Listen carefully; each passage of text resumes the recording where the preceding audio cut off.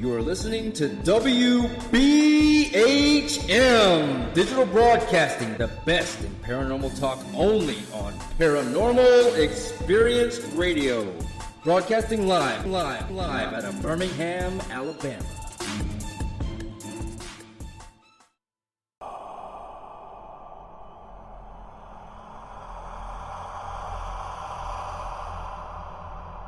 Paranormal Pride. We will visit only with the best investigators, location owners, demonologists, researchers, inventors, authors, mediums, psychics, and enthusiasts. Anyone with a love or interest in the paranormal, the supernatural, or the unexplained will be meeting here on Mondays at 8 p.m., 7 Central.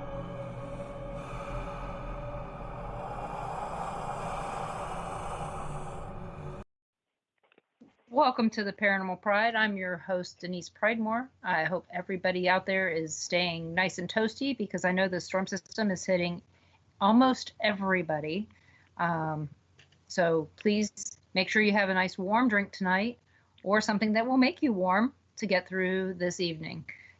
Before we get started tonight, I wanted to say thank you to everyone who sent prayers and condolences, whether it was on Facebook or through Messenger or through text, to Ron and his family, and to the memorial at Bowie Funeral Home in St. Louis for Ron's dad. We really appreciate that. It was a difficult time for all of us, and maybe someday I'll tell you what I saw during that, because it was the first time I ever witnessed someone die, but I don't want to talk about it at this point.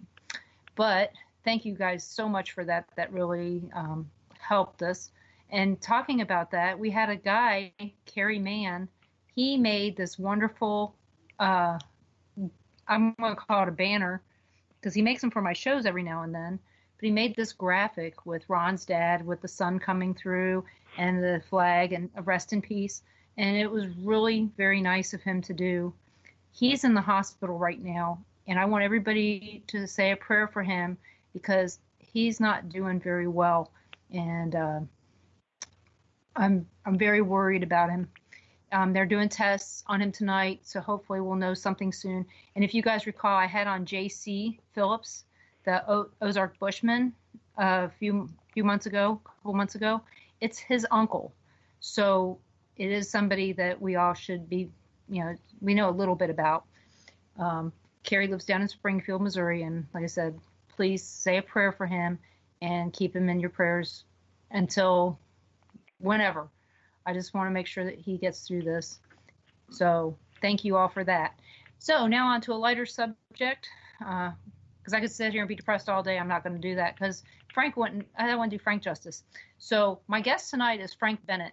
He is an author of a book called The Encounter with the Aberdeen Wild Man, A True Story, and another book, which is, I've read part of it. I haven't finished yet.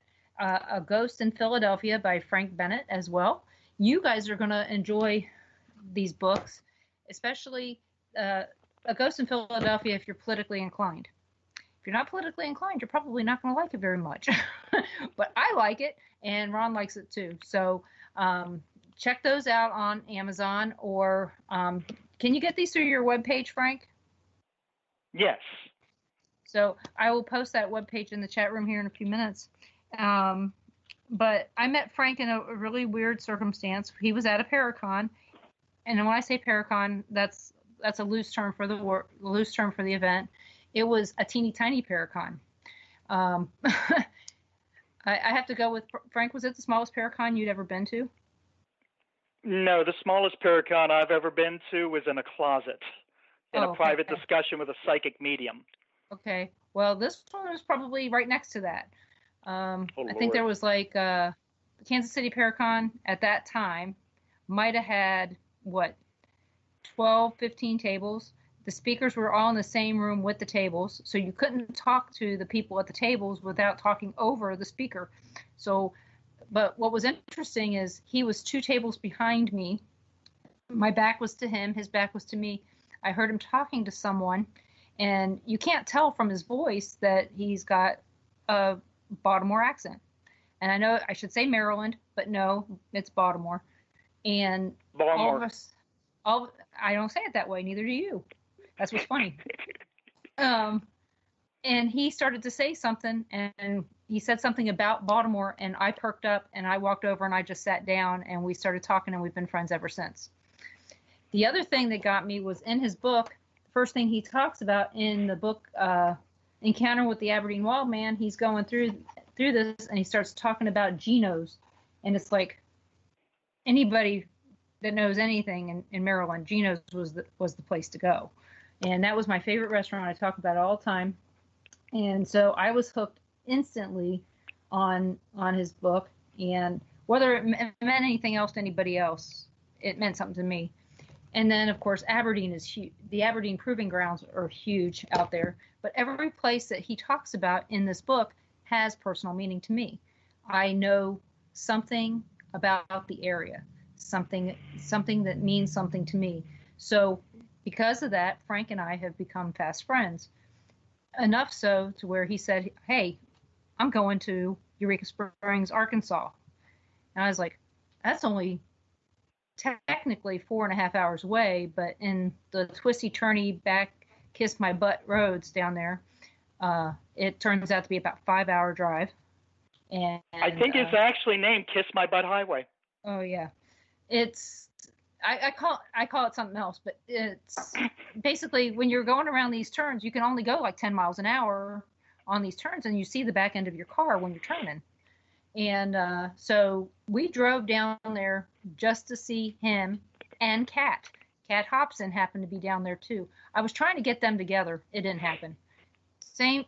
They were at the same UFO conference, the Ozark. I don't even remember what it's called now. But they were at the same conference, and they didn't even get to meet each other. But I saw both of them, so I was happy. So it was just kind of weird. So that tells you that we're close enough to where we're going to drive 5 hours to see him. So this is his second time that I've talked to him on the radio, and so hopefully you guys have some interesting questions. I haven't even brought up. I couldn't even see the chat room. But Frank, what got you into writing? Well, thank you for having me back for a second time. At the moment, I'm witnessing my cats run into my room as if, hey, we didn't do anything wrong. We didn't just knock over something precious that belongs to you. We're totally innocent. Well, you know, you moved those cats all the way from Florida with you, so... Yeah, and they'll get me for it, too, let me tell you. Because, let me tell you, up here in Ohio, everybody is looking for their little version of global warming, too, and it ain't happening. Nope. Anyways, moving right along. What got me... I say again? It ain't happening here either. It ain't happening there either, man. What got me into writing is that I tried it when I was very young, and I was no good at it. I wrote what I told actress Morgan Brittany was a little more than crap, and I threw it all away. And I hung it up, and I worked regular jobs like the rest of you all for a long time. And like I said in the book, I have a lot of personal experiences with strange, bizarre spirit entities, dark entities, things like that. Also, the encounter with the wild man himself, which was a humanoid creature I encountered. It looked human, but it wasn't human. And other strange creatures of the woods. And, of course, my UFO encounters as well. I carried these around with me for a long, long time because, let's face it, and other people involved in the paranormal who ghost hunt and all that will tell you, you have an experience with something, you encounter something, and it's traumatic. Happened to me over and over again, but you see, life goes on. And if it doesn't happen with regularity, it ends up in your rearview mirror, and you tend to kind of put it behind you. And many years later, come around the 2000s, everybody was starting to get nuts about the paranormal again. And thank God for YouTube, because on YouTube, people were posting videos of things they've seen, creatures in the forest and things like that. And, like a lot of people are doing right now, I looked at some of these and thought, well, now, wait a minute, I saw something like that. And as time went by, I started kind of putting together, I was working demolition at the time. I was a contractor, traveling various states, various jobs. And from time to time, I would have these snippets of thoughts and I would write them down at the end of the day and put them away somewhere. And come around 2014, I had enough to make a book out of, and that's what led to Encounter with the Aberdeen Wild Man, a true story. Well, like I said, I thought it was a really interesting book because you go into a lot of different crypto monsters and things like that. And then you also talk a little bit about the paranormal as well. And there was a lot of things that you said that really, really got to me. Like, we talked about I can't even remember what we talked about the last time, because we've talked about so many strange things in the past. I like this one thing that you wrote, and it was called "Debunking is Someone Else's Opinion, Not a Matter of Fact." I thought that was a interesting comment to make, because a lot of people will sit there and go over your stuff and say, no, that's not what you saw. And you're going, no, this is what I saw. You can debunk it all you want, but this is what I saw. So I don't know what made you come up with that comment, but I can see where it rings true for a lot of things. Mm-hmm. Well, it's like the wild man. How cold is it right there in Kansas City? Right now it's about 24, feels like 10. Okay. It's about 6 degrees here in Ohio, where I live at. It was on a day like today, as cold as it is now, when I encountered the wild man out in the marshes of the Chesapeake Bay back in 1980, when I was, younger, prettier, and still dumb as a brick. I was a kid, but, I had more going for me back then. And when I tell people about it and the circumstances, not having been there, nobody can relate to it, and they're very dismissive. It wasn't, people who have seen the same similar things are the only ones who can even relate to such a thing happening. At the show in Fort Myers I just came back from, which is slightly warmer, by the way. Thank you. I would think I so. had a man come to my table, lives in New Jersey. I almost said Jersey. Sorry, guys. And he reported to me sighting a Bigfoot, a red-haired Bigfoot, on railroad tracks going through the Pine Barrens of New Jersey, which, as everybody knows, the Pine Barrens is the habitat of the Jersey Devil. Right. There are sporadic sightings of Sasquatch in the Pine Barrens. This one is amazing. It's the first one I've heard of that's actually red. And he said he saw this standing on the railroad tracks staring at him. And he watched it literally leap from one side of the railroad tracks to another. And, this is how you relate to people, because I used to work on the railroad way back in the 1980s. It was one of my first demolition jobs, and I know what the distance is from one side of a railroad track bed to another, and no human can do this. He and I instantly related. So you go to try to describe this to people who have never worked on the railroad, never seen a Sasquatch, especially a red one, who really just don't get out much, and it just flies right over their heads. But he and I related because we had similar experience. Wow.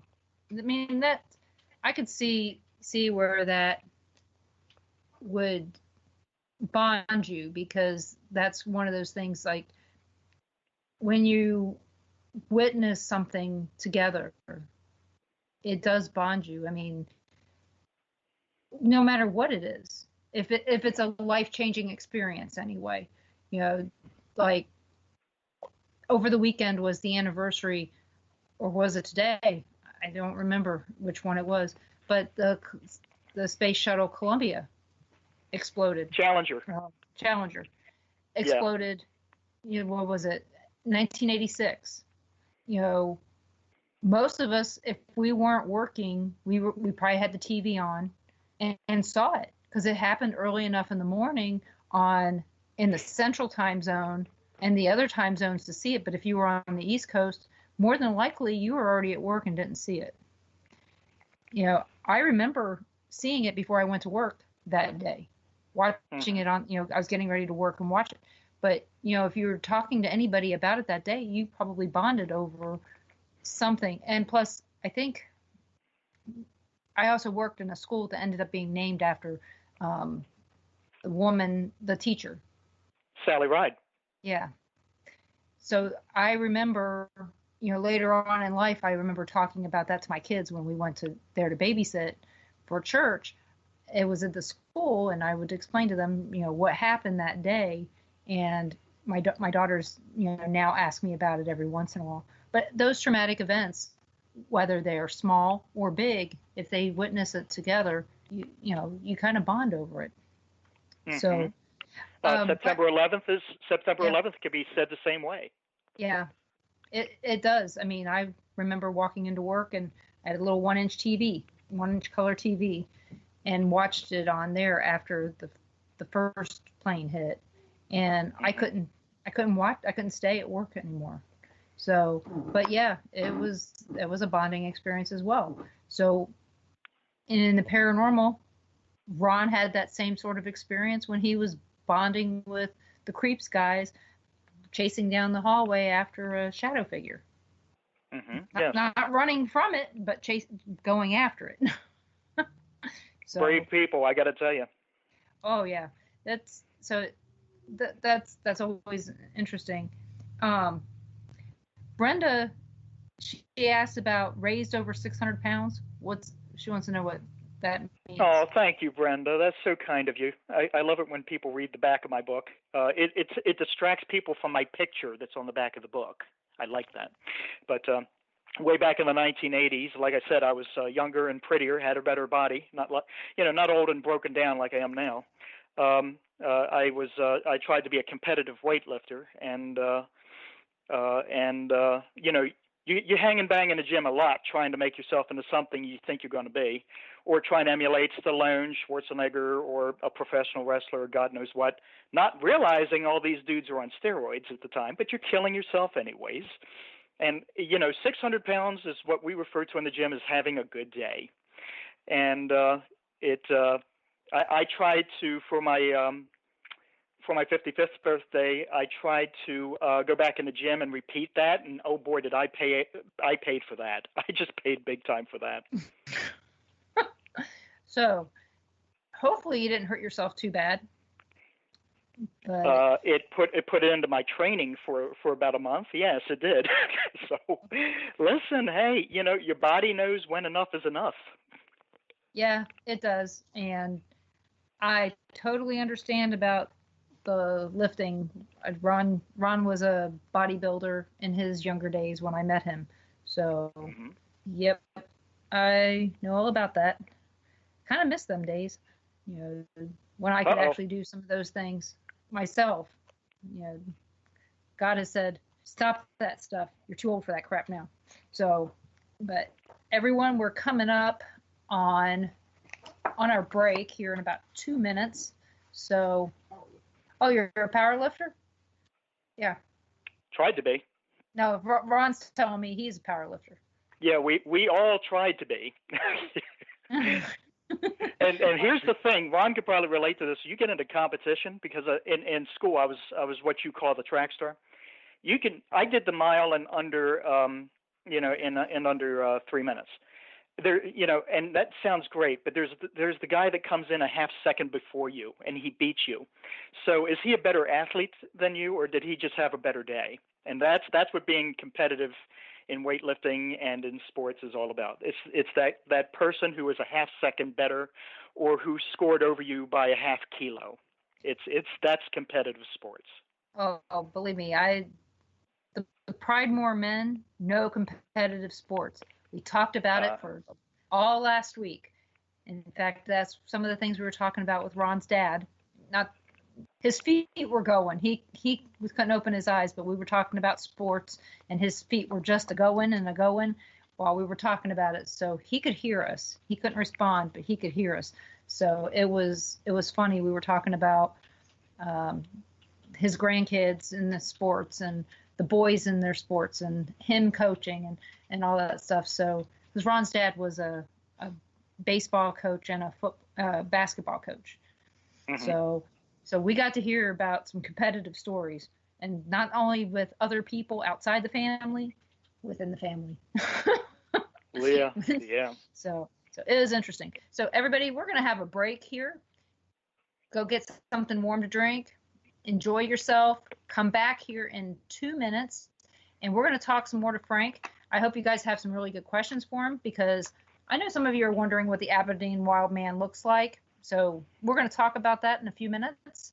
So go get yourself a hot drink. You're listening to WBHM Digital Broadcasting out of Birmingham, Alabama, and we'll be right back.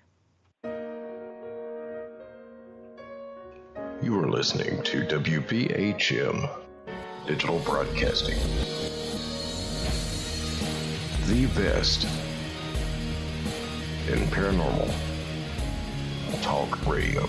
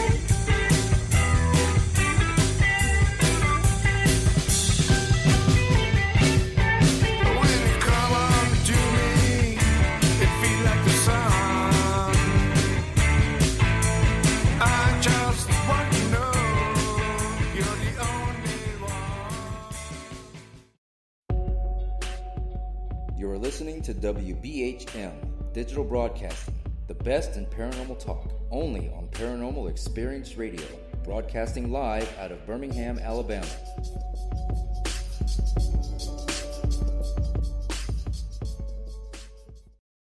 Thank you for listening to WBHM Digital Broadcasting out of Birmingham, Alabama. The time is 23 minutes after the hour.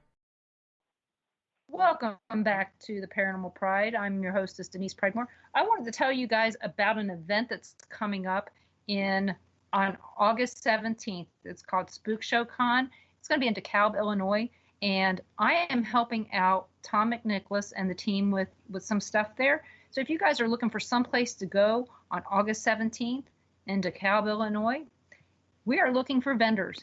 Please go out there on Facebook and look for Spook Show Con and check out that and send a message, and we will get you a vendor table there. I don't know how much they are yet. I forgot to look before I got on here. We were talking about it before the funeral, and my brain has gone. I've forgotten a lot of things in the last week from lack of sleep. But go check that out. Tom is great. He'll tell you all the information that you need to know to become a vendor for that event. It's a one-day event. It's in the Red Roof Inn. It's going to be great. We're going to be there. There's also going to be that evening. There's going to be a tour an investigation at the Egyptian Theater there. So it's going to be a lot of fun, and you're going to love it. So check it out. See if it's something you want to do, and we'd love to have you. So talk to you later on that, and I'll post the link in the chat rooms so that you guys can follow up on that if you want to. If not, if you forget, just send me a message. I'll tell you what it is. So, but okay, back to you, Frank, because this is all about you. We've talked a lot about. Oh yeah, everything's all about me. Yeah. This time it's got to be, because I don't want it to be about me. Hey, listen, if you guys are going to be at that Illinois show, I'm signing up. Oh yeah, we're going. It's oh yeah. Like I said, I told Tom last year when we went to Spook Show Con. This was before I got sick and everything. I told him I'd help him out, and he's in the chat room right now, and I'm going to help him out however we can. We're going to try to get some people to come out there. It's going to be fun, and I think the Egyptian theater is going to be interesting. I've never been there, but I've seen and heard about it on a TV show that's no longer on air, and I think it's going to be really interesting. We went to the one that they had at in Mattoon. They had Spook Show Con in Mattoon, and it was good. But I think that this is going to be better because it's going to be in an enclosed location, not a mall. I think that makes a big difference. So it's going to be more focused on the events. But there's also films. So if you guys, if you have a film you want to submit, Tom can tell you how to do that. So I don't remember what kind of films, but I really got to read up on this stuff before I promote it, don't I? I don't like doing shows in malls. I just don't. Why make me compete with Victoria's Secrets? No, I mean I don't think there was a Victoria's Secret in that mall. But it was but I mean it was a nice little place, and I had no complaints about it. But that's the people that come in aren't really focused on the vendors. They're kind of like, what in the heck is going on here? So we want to get them focused on the vendors and the speakers and the films. Those films are the key thing, is get those films out there so people can see them. So I think it'll be fun. So I'll be talking about another Paracon here in a little bit as well on my next break. Well, just to let you guys know, it's a good place for it, but go ahead. Near the end of next month, I'm going to be going up to Rochester for the Winter Parafest. You can look that up online. But Laurie Johnson, who's a friend of mine, Chris Dicieri, who you all have seen on TV, I've done shows with him, and a whole host of other people are going to be at this Paracon south of Rochester. And quite honestly, as cold as it is, I bet you ain't got nothing better to do. So let's rock this. And don't you have one coming up next weekend in Hollywood, California? Yeah. Well, this is different. What people, I don't advertise it a lot, but I used to be an actor in the long ago, when I was good looking, before the accident that made me all ugly and stuff. Mm-hmm. You refer to it as old age, but it was an accident. And this weekend I go to Los Angeles at the Westin Hotel at LAX for a celebrity signing event. Now, I'm not a celebrity. Everybody knows that. Don't pretend to be. But a celebrity friend of mine referred me to the show, and I thought it'd be a wonderful way to meet people out that way I don't normally get to see. I have a lot of friends in the business, and it's a good way to meet up with them again.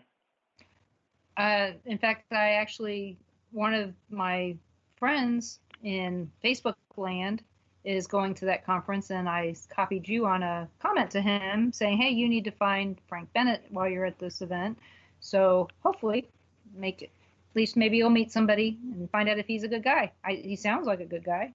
So he's really into film and movies and things like that. And they're going to the Egyptian theater in Hollywood around the same time for an event there as well. So apparently there's a huge event going on, multiple events going on related to horror and filmmaking same weekend out there. So that's always interesting, but hopefully as far as I know, I'm going to be the only with over 90 celebrities at this show coming up at the Westin and LAX this weekend. I am the only one there who has anything whatsoever to do with the paranormal, so it was my job to represent. Oh, right. So Zach Baggins, I said it wrong. Zach Bagans, you're not going to go. Baggins. Whatever. Baggins. So he's not going to be there to represent for the paranormal community. So you're going to do it for him? Lord. We joke about that a lot online. I don't know if I could add anything better to that. Just, hey, if he shows up, I'll be just so glad to see him. And the 10,000 spirits he drags in the room with him. Well, we all saw what I had to say about that. Yeah. But that's neither here nor there. So I hope that you have fun, because this sounds like this is going to be a fun weekend, not really a working weekend for you in Hollywood. And it'll be just in time. Well, my wife is coming with me, so it's only going to be so fun. Oh, no, you're going to have a lot more fun with Teresa. I know, I'm just screwing around. So she's going to have a great time, and you're going to get out of the Arctic blast. Well, yeah, but okay, dig this. Okay, this is how, I don't know if it works for you guys like this, but it's concentric for me, is that when we leave to fly to LA, which is going to be in the 70s, we all know that, it's actually going to warm up here in Ohio over the weekend. Mm-hmm. And be in the 40s and 50s here in Ohio. And by the time we get back, it's probably going to be freezing freaking cold again. Well, that's how it goes, but it's still going to be warmer in LA than it is going to be in Ohio. And so enjoy it while you can and have fun. And I can't wait to see all your pictures that you post when you get back, because Frank is smartphone deficient. His wife, on the other hand, knows how to do it very well. Frank, on the other hand, does not do anything on Facebook or anything when he's out of town. He waits till he gets home. Denise, you're being so kind to the both of us, but we're two people who barely know how to navigate a push button phone. I mean, if you've seen my wife using a phone, you'd laugh out loud. Hey, she called me and she texted me when we were in Eureka Springs, so we're good. So she got it down. Yeah, she did a smarty pants dance right after that. She was so elated she got it right. Because we don't text people. We're not texters. We talk. I've got a friend out in Los Angeles. She says, call me. Don't text me, call me. So I call her. Well, I'll remember that next time. So, but it's fun to hang out with you guys anyway. So next thing I'm going to ask you about is, what did we're going to go back to the paranormal stuff, because we could talk all day about random stuff. If you guys were with us in Eureka Springs when we were drinking, we did talk about a lot of random things. So don't forget the barbecue. We had Class A barbecue. Yes, we did. We had really good barbecue. But in our area, we got good barbecue on almost every street corner. Oh yeah. When I landed in Kansas City the last time I saw you guys, at the airport, they were where there should be the Hare Krishnas trying to give you their religion. They were trying to sell me barbecue. Oh yeah, second I got off the plane. Mm-hmm. Yeah, it's strange here like that. So maybe that's why Bigfoot here, he had to shave so he could get in the barbecue places. That's probably why you don't see him here. Yeah. So I want barbecue and they ain't gonna give it to me. I'm gonna shave and I'm gonna put on a suit and I'm going.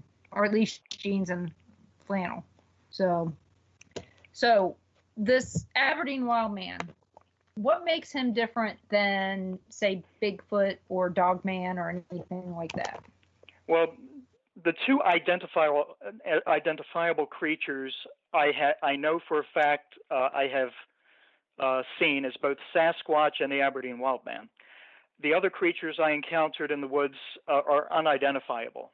They're just large, strange beasts that look like they could be both human and animal. Maybe a Sasquatch, but then again, it could be something else. It's like that. There was absolutely nothing in common I saw between the Sasquatch we saw back in 1975 and the Aberdeen wild man I saw in 1980. Nothing they had in common whatsoever.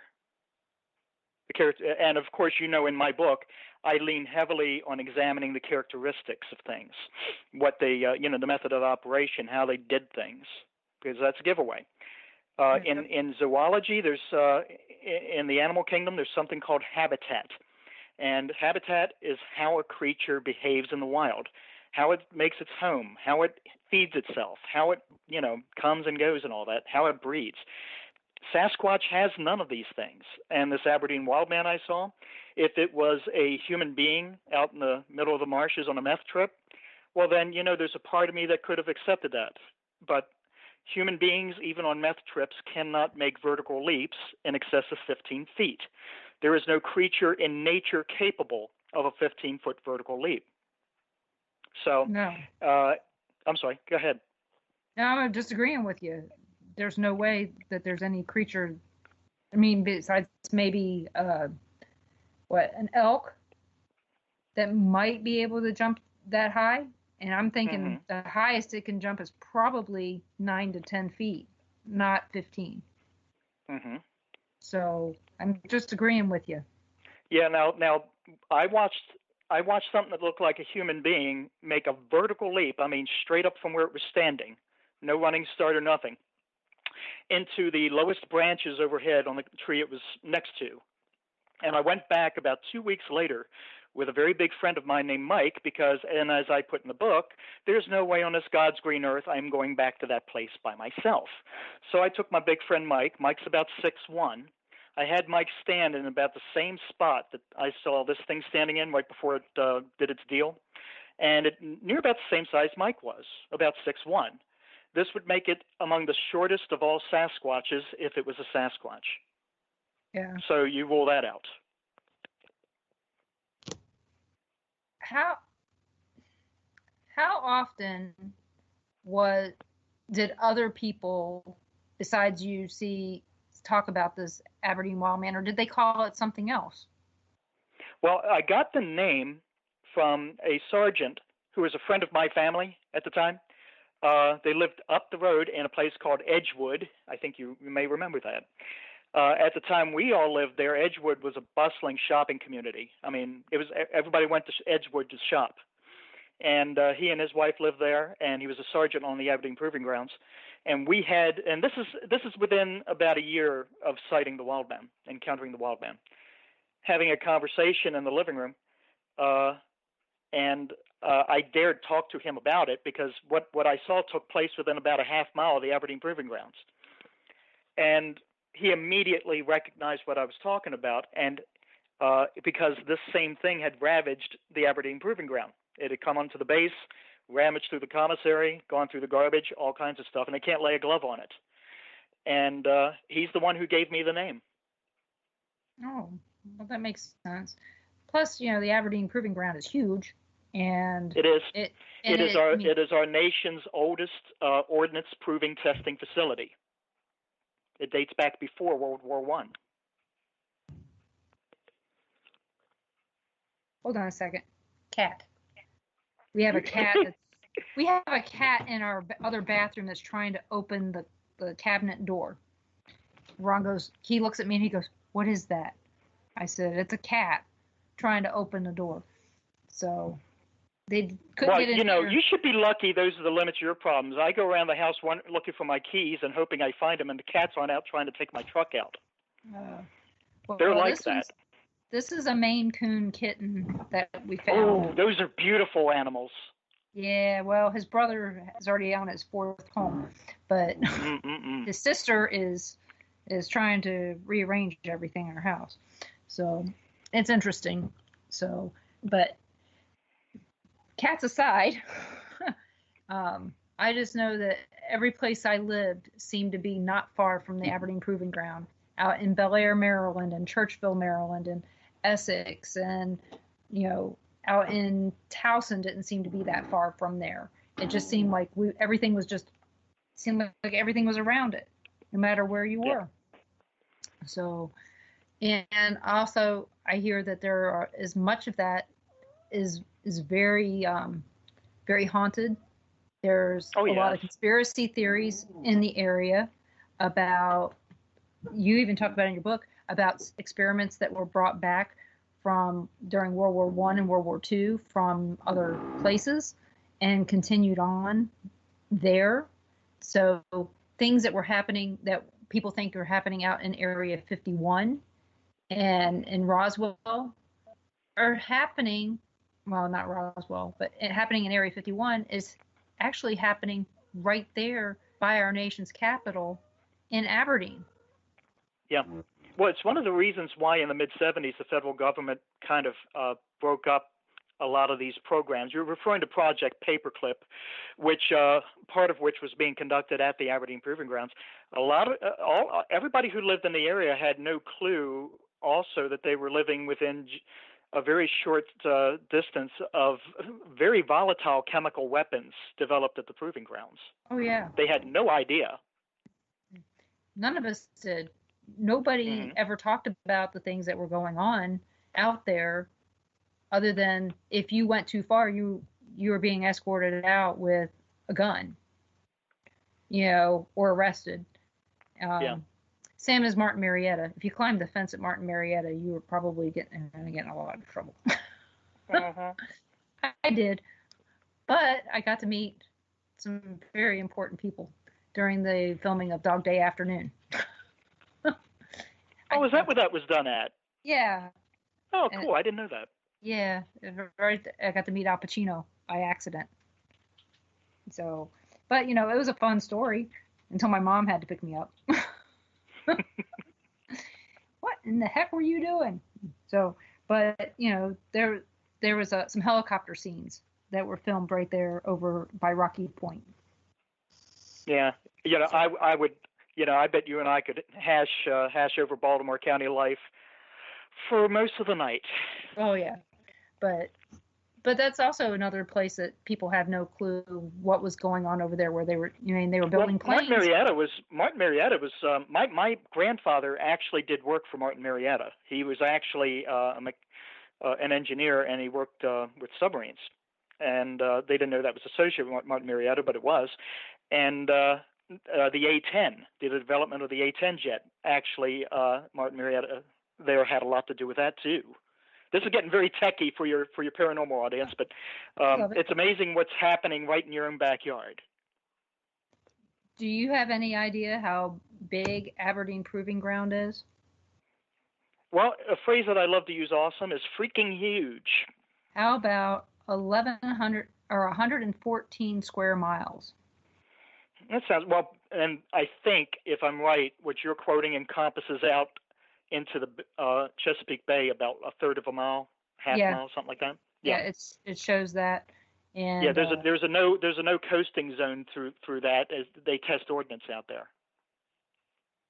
So they've got a whole bunch of things out there that talk about that. So touches. Well, I had wondered if it was an escaped experiment from the Proving Grounds. I would not have thought that at the time because I was 17 and just a young dumb kid. And as I love to tell people, I was a famous Japanese comic book superhero called Young Dumb Guy. I knew nothing, and I'm frank enough to admit that to you. And so you present it with this weird thing, and then years later you start hearing the stories about what they were doing at the Proving Grounds, and you start to think, well, now hold up a second, this has got something. But in the end, like I point out in the book, if the military loses something, one would think they would be looking for it. Oh, yeah. And you know what? We're going to have to start up with this in a few minutes because we've got a break. So, guys, this is another break time. Go get yourself a warm drink. Come back. You're listening to WBHM Digital Broadcasting out of Birmingham, Alabama. And we'll be right back with Frank Bennett and the Aberdeen Wildman.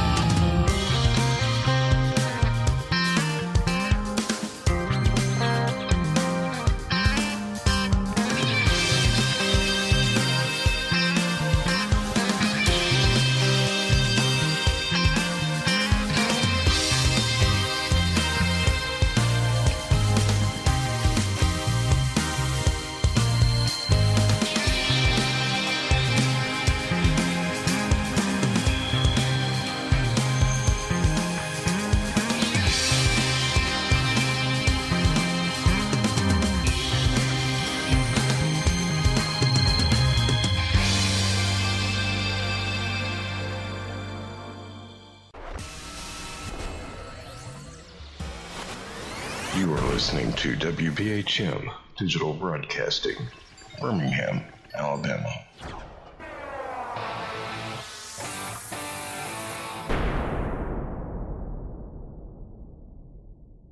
Thank you for listening to WBHM Digital Broadcasting out of Birmingham, Alabama. The time is 45 minutes after the hour.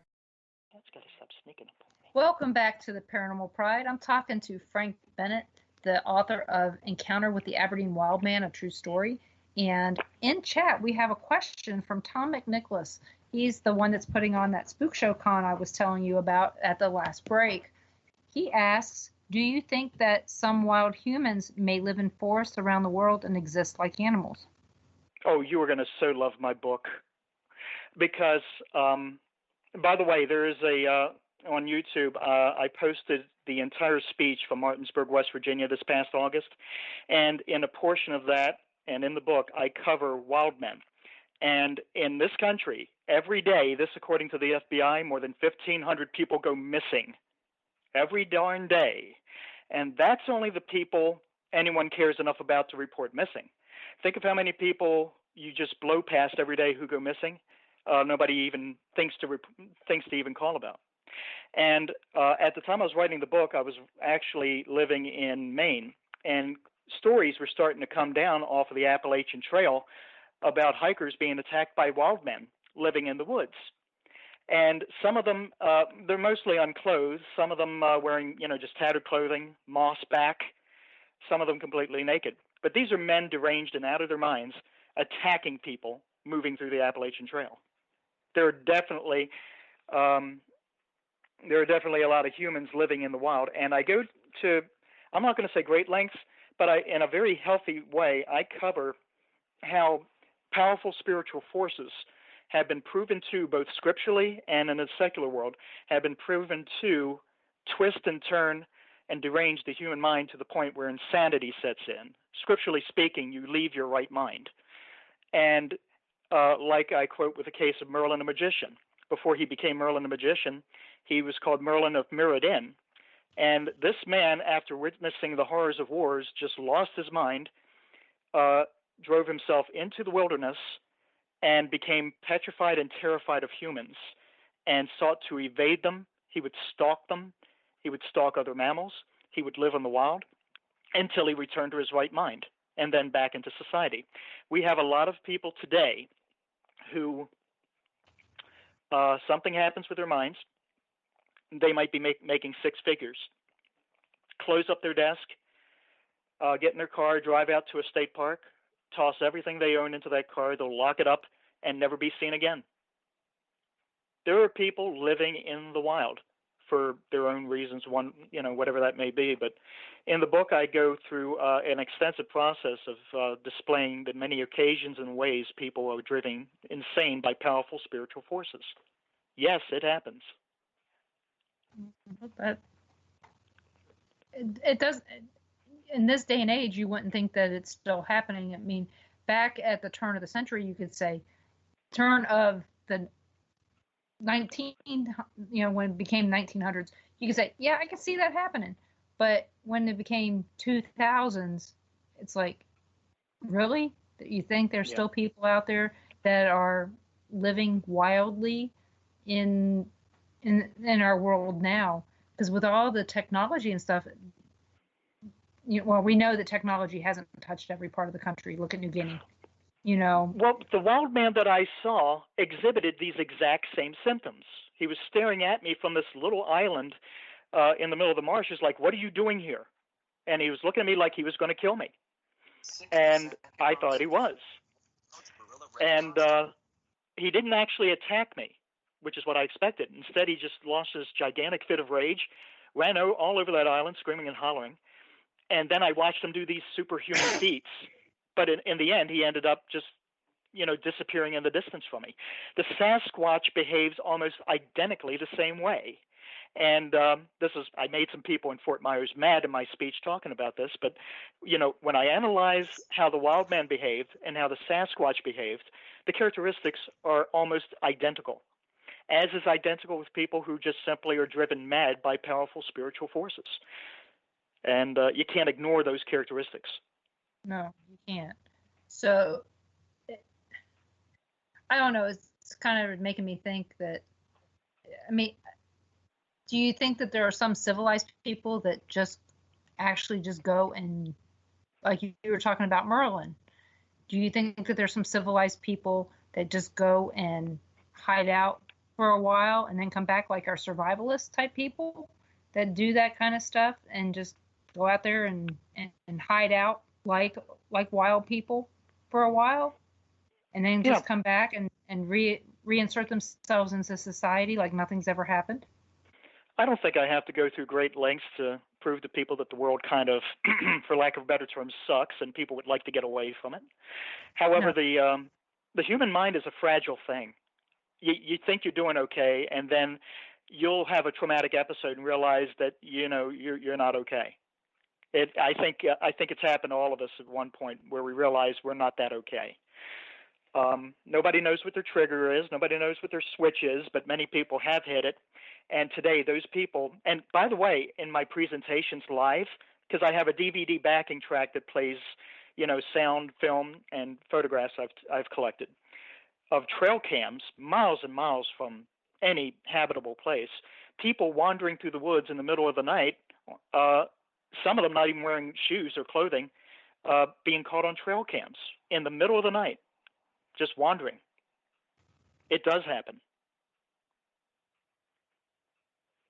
I just, for me, I guess that city girl part in me comes out and says, why? But I know that it just is what it is. There's just some people that are not going to be part of society, period. Maybe they're not even really people, like you're talking about the Aberdeen wild man. He may not even be, he may be humanoid, but not actually human. A human, right. Right. And what else? I told you, I think I told you on Facebook when I got back from Fort Myers, I kind of made some people mad, but I'm not one of these people in the paranormal field that wants to agree with what everybody thinks is kosher. I call it as I see it. And quite honestly, in Scripture, I found examples of how powerful spiritual forces can actually alter the mental and physical state of a living thing. And of course, we have the subject of lycanthropy, which is what I just described, and it's named after a race of people in ancient Greece who, during different phases of the moon, would transform into altered beasts, not necessarily wolves, beasts. And this is what gave rise to the werewolf legend, which still goes on to this day. There are people still encountering werewolves. To another breed of such would be the dogman, another altered human beast. And I wondered, is my wild man an altered human beast? Wow. I'll go back to square one. I mean, no mammal in nature is capable of a 15-foot vertical leap, but I watched it happen. There's also, in Maryland, we have the story of the Goat Man. Texas thinks it belongs to them. Other states thinks it belongs to them, but the history of the Goat Man actually goes back to Maryland long before it existed in any other place in the United States. But what state is it that has the Goat Man Bridge? That's in Alton, Texas. That's in Texas also. Okay. Mm-hmm. The only reason I remember it is because I hang out in Alton, Illinois, and I was like, okay, Alton, Texas, I can remember this. But I don't know. Does that fall along the same lines as the Aberdeen Wild Man and does it fall in line with lycanthropes? I believe it does, yes. But now, and then this is where we as paranormal enthusiasts have to be very careful. We have seen time and time again examples of how spirits, entities, can actually mimic the living, and also mimic the living in a deranged form. Are you looking at a physical living representation of something, or are you actually looking at a spirit disguised to look like that thing? Physics will always dominate the situation.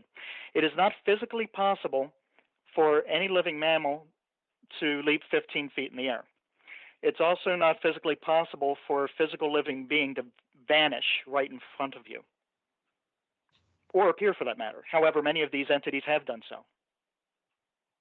Physics still applies in this situation. Right. Physics is physics. It does not change, or at least it shouldn't. That's right. And this is where the spiritual realm comes in. The spirit entities have proven this ability to not just mock living things, not just people, living things, but also alter the physical appearance of things. And so that's why I ask, as paranormal enthusiasts, we have to be careful of where we're drawing the line here, because the first assumption we make when we see a beast or a person is that living. And when I made people mad in Fort Myers by asking you quite plainly about the Sasquatch, does only a living thing leave a footprint? Can only a living thing leave a handprint? I think you can think of many situations in the past with the paranormal where people have reported ghost footprints, ghost handprints left in the snow, the sand, on wood floors, things like that. Can only living things leave footprints? I have to say no. Because that's right. Because if I've been touched by a spirit, by any part of them physically, then I have to answer logically to no, even though my brain is saying this isn't possible, but my logic is saying this has happened, so it has to be for real. So, it is, I can't change what I felt or what I see. As my eyes playing tricks on me and did something else do this, that's a whole other question. But I don't know. It'd be interesting to think about. Well, going back to the Sasquatch real quick, and I'm going to throw this out because if I don't, I'll forget it. But in the same breath, I was talking to that audience at Fort Myers about only living things leaving footprints. In regard to the Sasquatch, when you look at a Sasquatch footprint casting, bear in mind you're looking at the only actual evidence that the Sasquatch was even there at all, aside from the eyewitness accounts, which stretch back over hundreds and even thousands of years, spans generations, and is worldwide. That's the only actual evidence we have of a Sasquatch exists at all. If it weren't for the fact that we discovered bones in various places in the world, we would never have known the dinosaurs even existed at all, because they don't appear in any historical records. They were gone before mankind civilized. Yeah. We don't have that with a Sasquatch. We don't have bones for the Sasquatch. And believe me, they've been looking. I'm still looking. That's one of the things that I don't get. We don't have time to get into that question that I have on that, because we've got about a minute and a half till our news break. But it's one of those things that always makes you wonder, why, why?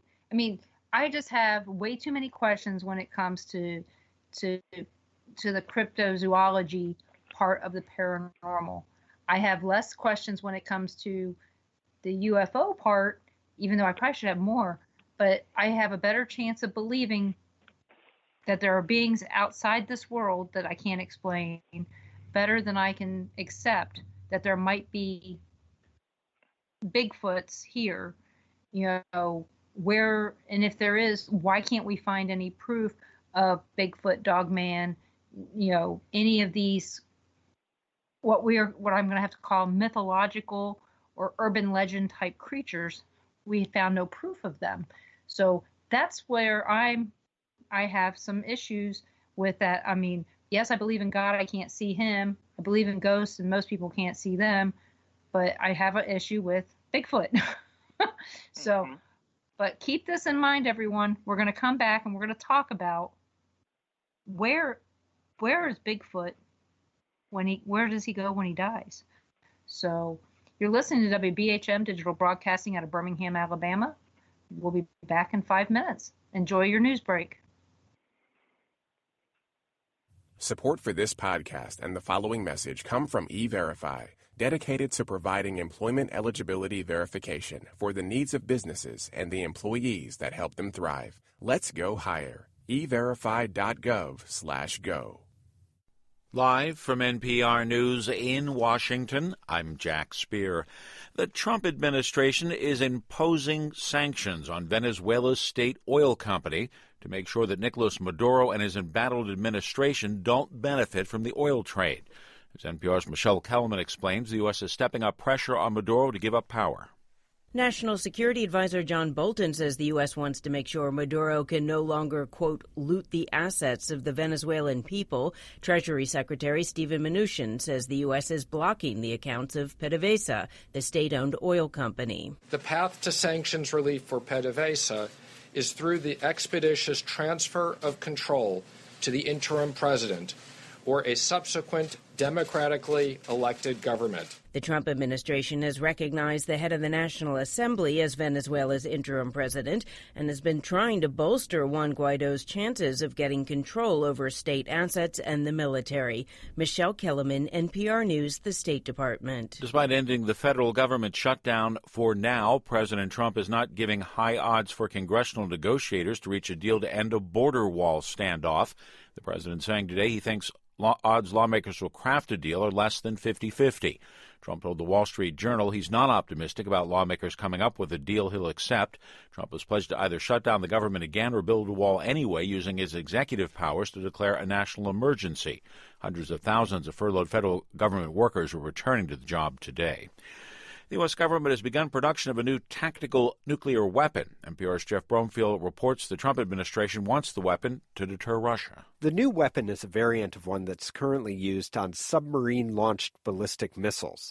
The new version is low yield, meaning it packs just a fraction of the punch of a full-powered nuke. Last year, the Trump administration said it needed these smaller weapons to match Russia's. But Hans Christensen of the Federation of American Scientists warns all these little nukes are dangerous. A nuke is a nuke, and once it's used, the gloves are off. He worries a nuclear war could get out of control. The Department of Energy says it will deliver a small number of these new weapons to the Navy by October. Jeff Brumfield, NPR News, Washington. The interest rate-setting Federal Reserve meets this week in Washington, with the group's meeting scheduled to end on Wednesday. Most analysts expect the Fed to keep a key short-term interest rate controls in a range between 2.25% and 2.5%.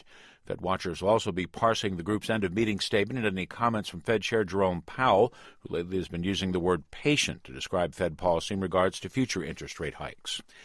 Stocks lost ground today on Wall Street. The Dow was down 208 points to 24,528. The Nasdaq closed down 79 points. The S&P fell 20 points today. You're listening to NPR. The Treasury Department says it has lifted sanctions against 3 Russian companies connected to billionaire Oleg Deripaska. The announcement comes a move that wreaked havoc on global aluminum markets last year and reverses that move. The Treasury and supporters of the move, it was an example of sanctions working as they should in changing behavior. Due to the sanctions, Deripaska agreed to reduce his shareholdings below 50%. A team of astronomers in Japan has found a new object in the outer solar system, but as NPR's Joe Palca explains, what makes the discovery unusual is it was made with amateur telescopes costing about $5,000 each. There's a group of icy, rocky bodies orbiting the sun way past the orbit of Neptune. These so-called Kuiper Belt objects are thought to be the remnants of the early days of our solar system. Most of these objects are too dim to be seen with even the largest telescopes on Earth, but there's another way to spot them. When they pass in front of a star, light from that star dims for a fraction of a second. Turns out small amateur telescopes are good enough to measure that brief dimming.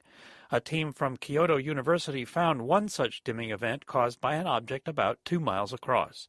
The discovery appears in the journal Nature Astronomy. Joe Palca, NPR News. Labor Relations Board is saying not so fast regarding a plan by the Teamsters to represent Lyft drivers who ferry passengers around Walt Disney World in Florida.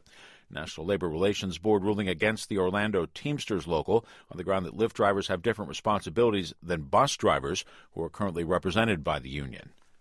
I'm Jack Speer, NPR News in Washington. Welcome back to WBHM Digital Broadcasting out of Birmingham, Alabama. The time is 5 minutes after the hour. Welcome back to the Paranormal Pride. I'm your host, Denise Pridemore. This is our second hour of the show, so if you guys have any questions out there whatsoever for my guest, Frank Bennett, the author of Encounter with the Aberdeen Wild Man, A True Story, this would be a great time to get those questions out there. So when we left, we were talking about Bigfoot and evidence. My question is, you know, we've got all these shows, killing Bigfoot and BFRO is out there and Matt Moneymaker is beating on a tree trying to get Bigfoot to show up and things like that. Why can't they find even a dead Bigfoot? If there's, is there a Bigfoot burial ground somewhere? Beam me up, Scotty. What's going on? Yeah, it doesn't really make sense, does it? No, it doesn't. Yeah, I try to be nice to the Finding Bigfoot people, but gosh, you guys give me just too much material to work with here. But after so many seasons on the air, you all managed to find everything but Bigfoot. You got stories and experiences with people, and you found a lot of friendly buffets to go to, but no Bigfoot. So anyway, you see, I believe it's designed. I believe Bigfoot counters are designed, not sightings, encounters. There's a difference between the two. I'm the kind of person where one will probably walk up to me while I'm taking out the garbage. I know people who have been hunting for Bigfoot for 20 years and have never seen one. I mean, professional hunters. So I believe that much like spiritual assaults, it's a targeted thing, and it's done by design. And so in the book, after comparing all of the characteristics that the Sasquatch, notice I don't call him Bigfoot much, I call him Sasquatch. Right. And that's because I relied heavily on the Native American Indians for the information about the Bigfoot. And after a while, you kind of learn to just call it a Sasquatch. It's a better name for it. And their cohabitation with the Bigfoots, Sasquatches, go back thousands of years.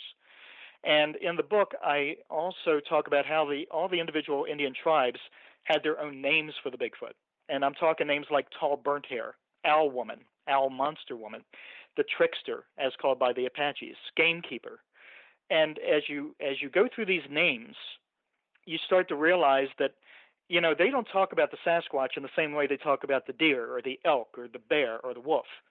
They're referring, this thing is not an animal to them. It was more of a spirit. It had proven himself to be much more than a living thing.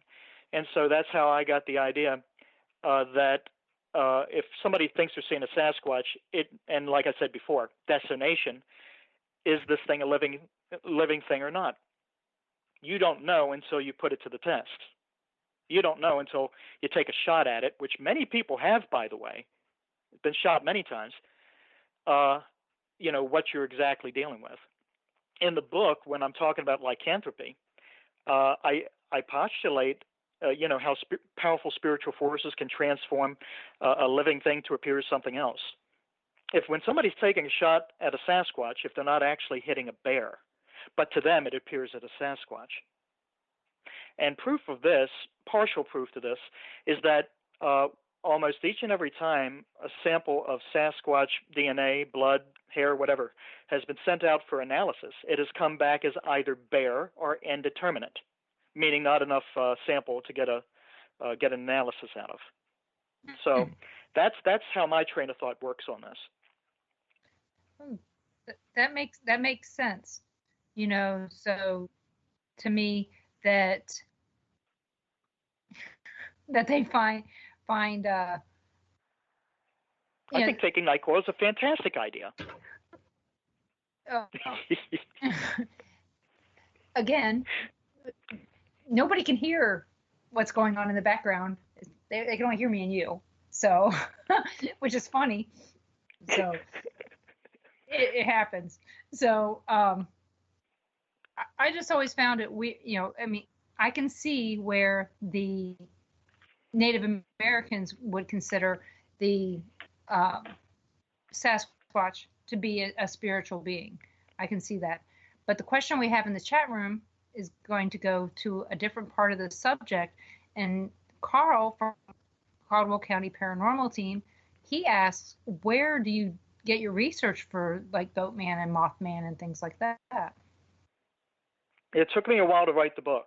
And in the years leading, it took me probably 5 years. Like I said, I was working as a demolition contractor at the time, and I just have thoughts, and I do a little research wherever city I'm in, go to libraries and stuff like that, get online, and review videos people post over and over again, and I write down bits and pieces of the book as I go.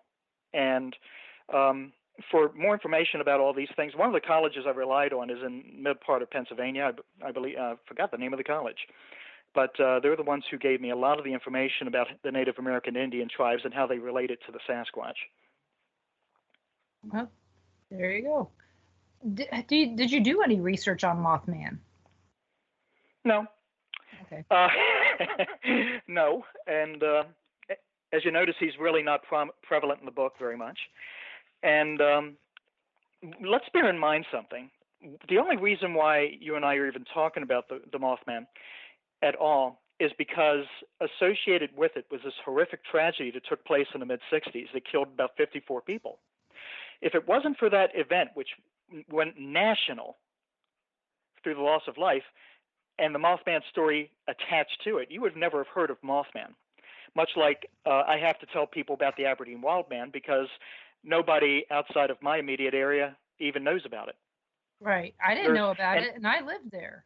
Right. And as I have traveled the country these past years, doing all these shows all over the country, I have had people come up to my table and tell me stories about their creatures that I've never heard of. For example, when I was in Washington State doing a show on the West Coast 2-3 years ago, I had some people from the local Indian tribe up there come tell me about an ancient legend of their people where they would have what they call stick people who would come out of the woods and attack their villages at night. And they actually look like walking trees. Limbs for arms, limbs for legs actually look like walking trees. I had never heard of this thing before. Me either. But yeah, you were talking about you were talking about the Goatman and stuff like that. I lived in Florida for several years. Florida has the skunk ape, but also you'll find a skunk ape in Louisiana and lower part of Arkansas. Yep. And in fact, they say that we have them here in Kansas for some reason. Right, exactly. And, there are hundreds, if not thousands, of these individual type creatures all over the country that have yet to see the light of day, just not gotten that kind of publicity. The reason why I publicize the Aberdeen Wildman so much is because, and ahead of all the other things I seen and I encountered, is that I encountered something that looked like a human being, but it had a spiritual quality to it because I knew it was there before I even saw it. And it also, though being just appearing to be a human, did these superhuman things. So it was the perfect marriage of this strange, bizarre spirit-physical merger. And that's why he's the central focus of the examination in the book. He has those qualities. I've also encountered dark entities and things like that, but people in the paranormal community are pretty well already familiar with those. They are. I mean, when I read your book, I was like, I've heard of all these other things. I've heard of Goatman. Excuse me. I've heard of Bigfoot. I've heard of, multiple of these different monsters, for lack of a better term. I had never heard of the Aberdeen Wildman. I was like, I grew up in the area. Why didn't I know about this? Was I just that sheltered? Was I too young to know about this stuff by the time I left? I don't know. Maybe I was too busy seeing spirits to pay attention to this other stuff. Who knows? Mm-hmm. But I mean, it was like that rear view mirror analogy I used earlier. Mm-hmm. You have something traumatic happen paranormal wise. Life goes on, and you tend to kind of put it behind you until the next time. Or you know what? Maybe I did see it and I forgot. Somehow. Mm-hmm. Because I had that experience recently too, to where I was at some place, and all of a sudden it came flooding back to me how many times I had been to this place before, but it looked different, and I didn't remember it until I came there from a different direction. Mm-hmm. That's weird. Yeah. Shocked the daylights out of me. Yeah, and there are people who are going to say, well, you've lived other lives, and those are just your memories coming back. But with all due respect to every friend I've got who's a psychic medium, you don't know that.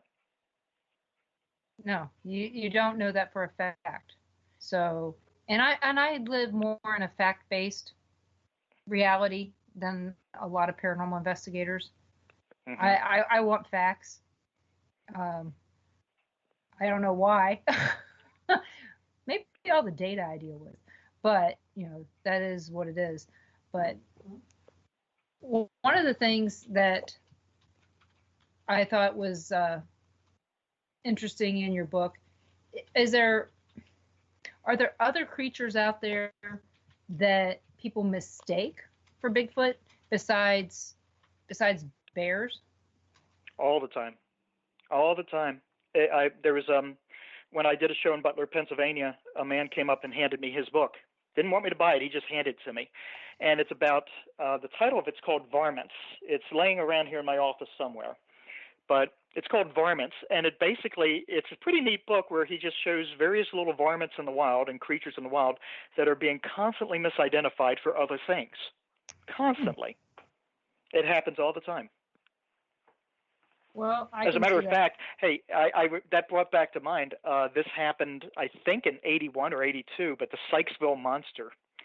It was in Sykesville, Maryland, and people were reporting these gigantic, this gigantic creature in Sykesville, Maryland. And after all the media hopped on it, it turned out to be a line of trees moving in the wind. Like, I'm not shocked. Yeah, it happens all the time. The human mind can be tricked. This is I use this in my speech in Fort Myers. The human mind is a delicate thing, and it can be easily tricked. One show I love to watch on TV is something called the Carbonaro Effect. And it's where, I don't know if y'all seen it, but it's where a musician sets himself up in ordinary situations, disguised as a clerk or some kind of worker or something. Customers come in, and he takes ordinary things and does these seemingly impossible tricks with them. And they believe something really amazing just happened, but it's just sleight of hand, misdirection, working the craft that is magic. And I think to myself, I actually laugh out loud when I see the trick being performed, how clever it is, and how clever it is you could trick the human mind that way. And I think to myself, well, now, wait a minute. If a living, breathing human being using just simply misdirection, sleight of hand, autonomic suggestion can make the impossible appear to happen right before their eyes, what could a paranormal entity that does not abide by physical laws do?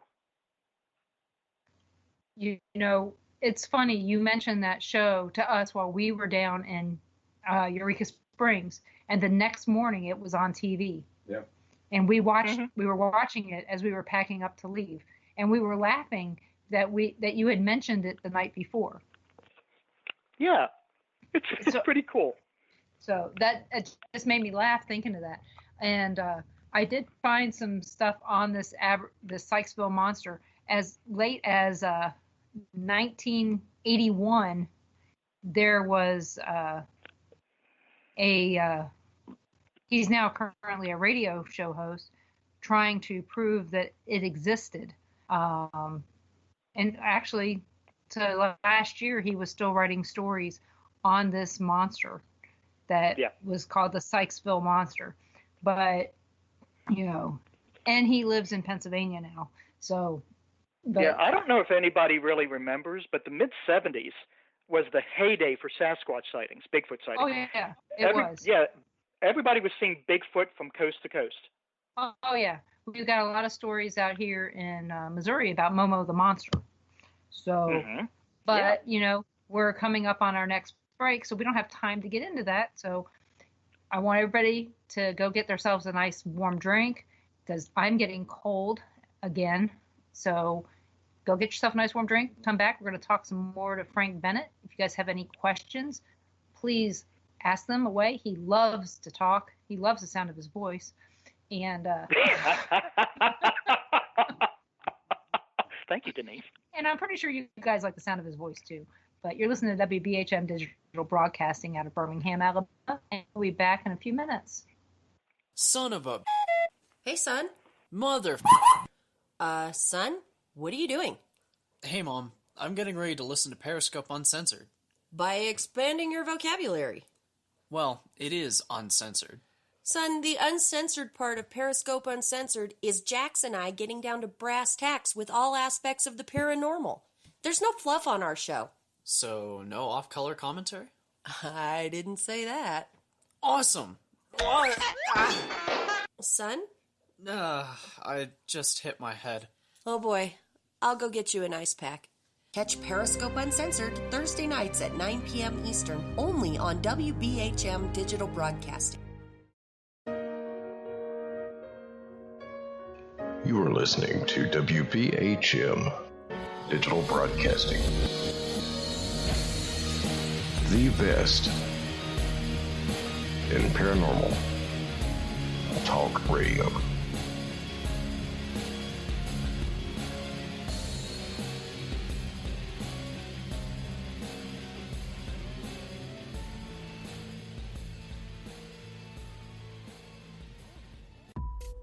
Since 1948, Fate magazine has brought you reports of the strange and unknown, all of them true. Fate Radio is carrying on that tradition, bringing you the unusual, macabre, strange, and bizarre. Join host Kat Hobson Sunday nights from 8 to 10 p.m. Eastern on WBHM Digital Broadcasting.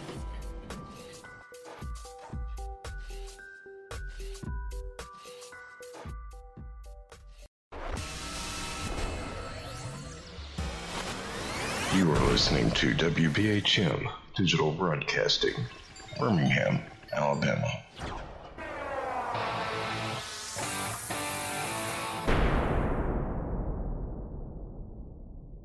Thank you for listening to WBHM Digital Broadcasting out of Birmingham, Alabama. The time is 23 minutes after the hour.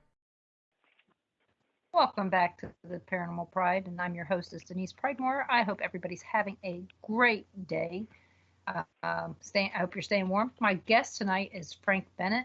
He is the author of this very informative book on the Aberdeen Wild Man called The Encounter with the Aberdeen Wild Man, A True Story.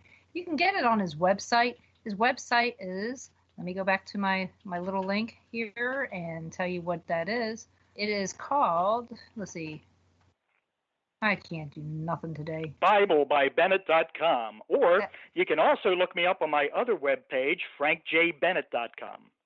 Thank you. But the Bible by Bennett one is not working right now. What's up? Just a heads up. So oh, it's on my computer. What's up? It did. Maybe it's a cached copy for you.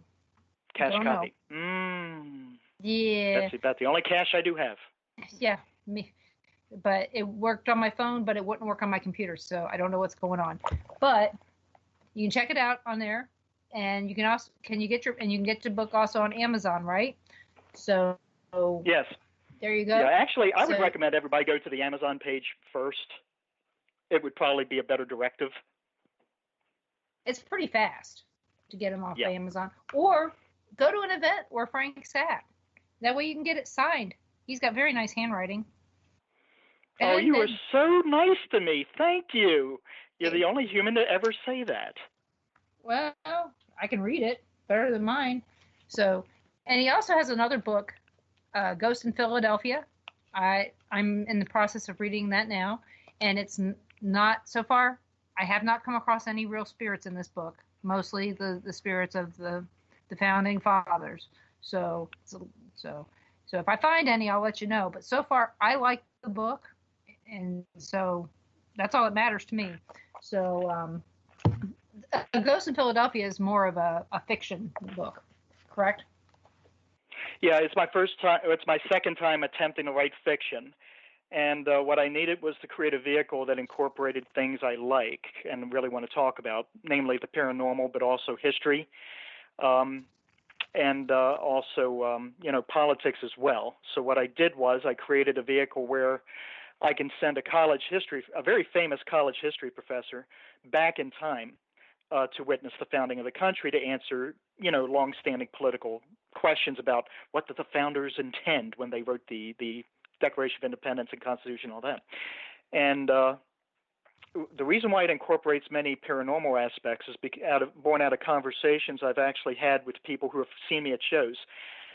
And out of these conversations, I had come to realize that the human body cannot transcend time. There's no technology they'll ever create that can do that, but the human spirit can.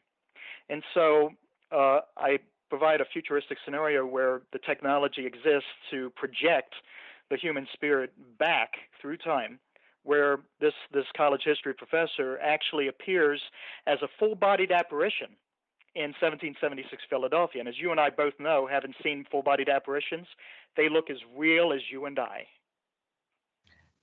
And so while there, he encounters other spirits, battles demons, accidentally switches places with one of the founding fathers, messes up everything and has to fix it, and falls in love hopelessly with a young girl of the day. Mm-hmm. So, like I said, so far I like the book. It seemed like it was set way in the future compared to now. So, but it's like I said, I like it. I mean, the parts that I've read so far are way in the future. My mind, when I was starting to read it, you sent it to me around my birthday, but I never got to it until recently. And then my mind. Well, you have a lot on your plate, Denise. I'm really surprised you got to read it at all. I'm liking what I'm reading, and I can't wait to finish it so that I can write you a review. So it is really one of those things. I really enjoy this. So. Well, I'm scared about it because it's writing fiction. Every time you write fiction, you take a chance. You do, because everybody has their own opinions on fiction. Yeah. When you write something that's paranormal related, you've got a whole lot of people that you can that have an interest in that subject already. When you're writing a story, that's what this is, a story. You got to draw them in, and in the first two chapters, you drew me in. So I'm interested. I want to know more. That's the beginning. So yeah. Now the paranormal aspect of it is really what is the engine behind this, because it's something, I talk about this when I speak live, but you see, people don't understand their own spirit. They understand everything about themselves because we live in a world that demands, you be satisfied physically, mentally, things like that. But nobody understands their own spirit. And the main character of the book never had cause to even think about his own spirit until he undertook this trip. And so now he appears in 1776 Philadelphia solely as spirit. To everybody else, he appears like a living being, of course. It's a full-bodied apparition. But now he's experiencing things in the spirit, and everything's hitting him strange. And he crosses the ire of a local demon who seeks to destroy him. And then with my background in Scripture, I'm able to kind of build the backstory of how that works and how the demonology realm works. Not every spirit is a demon. Right. However, it angers me in the paranormal field to see people referring to every spirit as being a demon. That bothers me a lot. But we also know where I went with that as well. Yeah, dig it. And by the way, may I point out that a spirit does not have to be a demon to put a hurting on you. Oh, yeah. Oh, yeah. It's a bastardized term. We only have it because the New Testament was translated into the Greek. And when it's translated into the Greek, it has an exacting tone to it. And the word spirits becomes evil, powerful spirit, which is how the Greeks saw it. And so, when I see it being thrown around, I get a little squirmish about it. It just does. It's an improper term I think people use. And quite honestly, you don't know the dividing line between a spirit and a demon anyways. No. And I don't think I don't think most of humanity knows what that dividing line is. Right, exactly. And there's an entire spirit world out there who, as we have witnessed goes through great lengths to conceal their actual identities, going as far as to even appear to you as somebody you know, as like in my book, Encounter with the Aberdeen Wildman, where the woman with no eyes comes up to me. She appeared to me as somebody I knew from high school, right, who was still alive. And that's what drew me in. Because you ask anybody who was around me, they'll tell you, you want Frank to buy something, put a skirt on it. And I'm not even close to kidding. So, it came to me as somebody I knew. And like I go to say in the book, I remember nothing else from that night after seeing this thing. So, and anyway, make a long story short, I wrote the story with my understanding of how the paranormal works, not just, demons and ghosts and all that, but how the spirit works and you in the spirit and how it interacts with the world around you. Imagining yourself as nothing but spirit in a world that is dominated by the physical. It's a tough thing to imagine. I can see where that would be. I mean, that's just putting yourself in the opposite of what we're doing when we're paranormal investigating. You're the spirit as opposed to being the solid life form. So I would think that would be so difficult, especially for those people who can't see spirits. Mm-hmm. Yeah. Because I have to go with the majority of people can't see spirits. I don't think that's a stretch. I would say that probably 99% of people out there cannot see the spirits that's right in front of their face. Okay, now I have to say something at this point that I said in my speech in Fort Myers a couple weeks ago that drew audible gasps because the audience was filled with paranormal investigators. My point plainly is, I asked people, how many of you have seen a full-bodied apparition? A few hands went up. Mm-hmm. Again, there are people who have been ghost hunting for 20, 30 years and have never actually seen a full-bodied apparition. Right. Dumbasses like me will walk up on one in the middle of the night going to a nightclub. Right. And not that you're a dumbass, but believe me, I was a dumbass. Well, take it from an expert. I was a dumbass. Actually, your book actually says that. Thank you. Young dumb guy. Everybody just remember that phrase, young dumb guy. But the next question I asked is, who in this audience? Excuse me for a second. I'm having cat problems on my end too, and it ain't going well. Oh, well, mine are asleep now. Oh, you're lucky. Mine are just sitting back calculating when I'm going to go to sleep myself. Take my truck keys and go partying. But anyways, moving right along. How many of you in this audience have actually seen a full-bodied apparition? Almost no hands went up. And I asked you, how do you know that for sure? Because like I just said, mine appeared to me as somebody I knew who was living. I had no cause to think it was, a ghost. Right. How do you know you have not sat and had a full conversation with a full-bodied apparition, given the fact that they can appear as living and breathing as you and I? They don't know. They don't know. Not unless that spirit wants you to know that. That's right. In the book, I account a story where my wife also encountered a full-bodied apparition, but at the time, it appeared to her as anybody else she would have recognized coming and going. It wasn't until after it was gone that she had realized that what she saw was not alive. And your wife is pretty with it.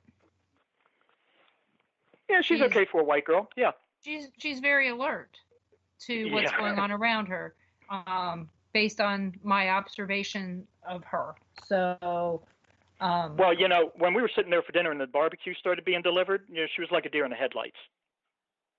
Well, it was a little place. And that group next to us was very loud and obnoxious. Oh, yeah. I mean, it was kind of hard to tell whether or not that motorcycle gang was going to be friendly or not. Yeah. So, yeah, they were a hoot, I must say. But, it is Arkansas. That's all I can say. Lived there for years. Yeah, so, it is Arkansas. we got people going out into the field who are doing responsible ghost hunting, by the way, which is what I preach. responsible ghost hunting who have an idea that may be the case. You know, what you see may not be what's really there. No. That's very possible with the way things are. I mean, I tease people all the time that I go to Walmart and I run into spirits all the time. It's not uncommon, you know, for me to run into spirits no matter what. But, you know, to me, some of them they don't look solid, but some do. Just depends, I guess, on how much energy they have. So it's always interesting anyway. So, but, you know, we'll figure it out someday, maybe. But well, I'm sure there's people that would like to offer their 2 cents in chat. So challenge us. We're looking forward to it. Yeah, please, if you guys have anything to say, please offer it up, and we're more than willing to take, you know, to put it out there in the universe. So, but I could see where a spirit would show themselves as someone that you're familiar with, or at least someone that you're not threatened by, to get to you. Mm-hmm. Yes. Especially if it's somebody, if it's a spirit is a bad spirit, it's going to just be something that you're not threatened by. But again, I don't think we're gonna hit that one thing. I don't think that demons are as common as television makes them out to be. That's right. Know? And so, in the book, in both books actually, I liken the spirit realm to a military hierarchy. And in the military, Ron can jump in on this anytime he wants to. I mean, you have an assignment in the military. And, you know, there's rank, there's assignment, you have duties. And you could see the demons as the higher command structure, the colonels, the generals, the whatever. And the low rank and file, the corporals and the privates, are the many, the innumerable millions of minions that do their bidding.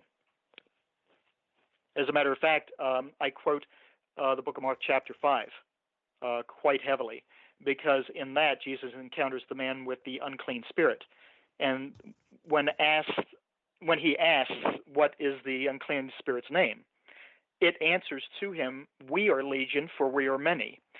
And if nobody understands that, in the Roman army, the ancient Roman army, a legion is a company of soldiers that numbered in excess of 5,000 men, which means that you've got this one spirit speaking on behalf of all of these other spirits, which numbered more than 5,000. This poor man had more than 5,000 spirits dwelling within him, and it caused insanity, great strength, and disfigurement, which ties back in with the Aberdeen Wild Man and the Sasquatch and the other creatures I discussed. And of course, these people who go insane and drive themselves into the wilderness to get away from people. And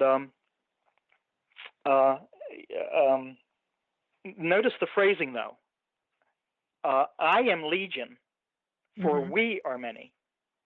So he is the leader. He is the demon, and the 5,000 behind him are his minions.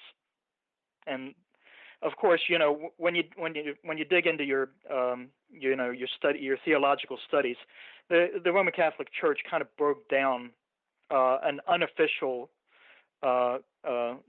determination of what the hierarchies are in the spiritual order. I listed them in the book just to cover the idea of it, because you know, there is no way to know for sure. No, there never is any way to know for sure. But right. When when I look, go ahead. Finish your thought. Oh, I have a thought? Ooh, that was news to me. Apparently. Wow, I had a thought. Okay. Well, that's what the spirit told me. But you see, and like I said, paranormal investigators, God love them, when they're walking into a situation, they hear the little girl ghost. They assume it's a little girl. Aw, we have to go save it and keep it away from the other big bad spirits here, not realizing it could be a deception. Spirits have many baiting tactics to bait you to go here, to bait you to do this and all that, and that's just one of many. That's just one of many. All right. You're preaching to the choir here. So yeah. Because, you know, being at one of the most haunted houses in the country for a while there, you having people telling you all the time, oh, it's such a sweet little girl. We got to save her. We got to save her. All those other spirits are holding her here. It's like, yeah. There's no Sally here. That's just a random name. Don't worry about that. That's the other stuff you got to worry about, you know. It was always interesting to try to make people understand that's not what you needed to worry about. So my question to you is, I know that you have your website, Bible by Bennett, and in the book Encounter with the Aberdeen Wild Man, a True Story, in the back of the book you have a lot of scripture. And what does all this scripture have to do with the rest of the book? I know a lot of people are going to get there and go, well, what's this got to do with all this? And you have headings where you talk about why spirits haunt. I think that's very interesting. Like I said, I've read this book. I've read this book from front to back. I've already read it twice. And every time I read it, I have more questions for Frank. And the bad part is dumb Denise doesn't write them down until right before I have them on my show. So next time I'm going to just start writing them down. But you did all this and you align it. Why did you do it that way? Did they not fit in somewhere else? I became saved in the mid-1990s, and I realized that I got to do something with what I was given in life. And like you, I like to investigate and find answers to things. So I became a certified Bible teacher a few years after that, and I'm unable to separate myself from it when I explain many things. If I can find it in Scripture, I'll tell you. If I can't, it won't be there. And so when I went looking for it in Scripture, I was surprised the things I found. It was almost as if it was right under your nose the whole time, and you just didn't realize it. Remember, I came up Catholic, and we were taught many, many, many things, but anything like this. And so you get angry that the things you weren't taught about, the whole time you were suffering spirit oppression, there could have been somebody who could have given you some kind of understanding or relief, but it's just not things the Catholic Church talks about. So you suffer in private. And these many years later, now, as I write the book, I'm thinking about people who were in my position, 13, 14-year-old kids who were starting to have these strange, weird images and feelings and thoughts come into their mind for no good reason at all, that as they build and build and build in succeeding layers, just suppress them, drive them down. And many kids have been driven to suicide. The only thing I could think of at the end was how to kill myself. And that's just not the person I am. No, it's not. They had the bad part is we've got to take a break, and we're going to take that break, and we're going to come back, and we do have a question in the chat room, but please try to remember where you're at. Well, I want to finish that thought. Bad part is breaks come at the worst times. So everybody, you're listening to WBHM Digital Broadcasting out of Birmingham, Alabama. This is your last chance to get those questions asked to Frank Bennett. So get them out there, and we'll be back in a couple minutes. Looking forward to having you back.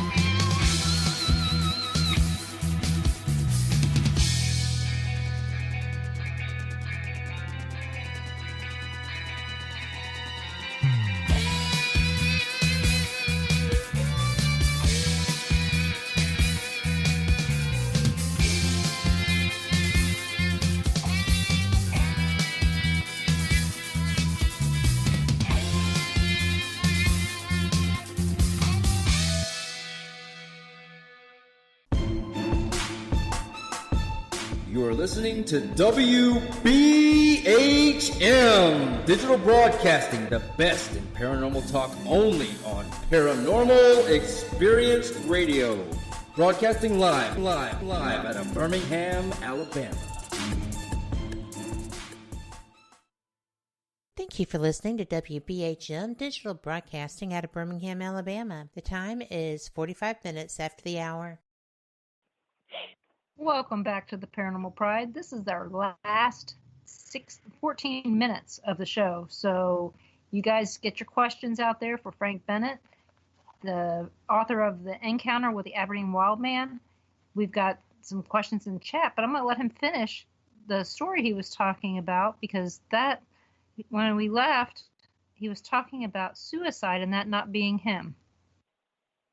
Yeah, like I told the audience in Fort Myers, I open up a second segment with this. I don't ghost hunt. Why don't I ghost hunt? Because I already know what's there. I've lived to it. I've lived under spiritual torment, and I've been driven to extremes by it. I've been haunted and tormented by strange creatures, and I don't want any more of it, so I don't really want to go ghost hunting and, go back into that.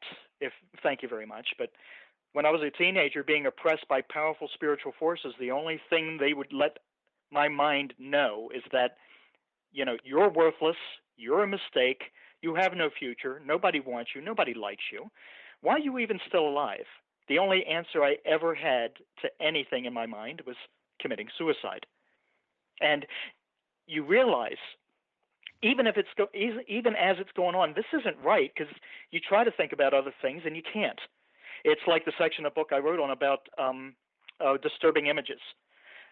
Beginning when I was the same age, about 13, 14, I would have these images pop into my mind out of nowhere of living things, people or animals being horribly eviscerated.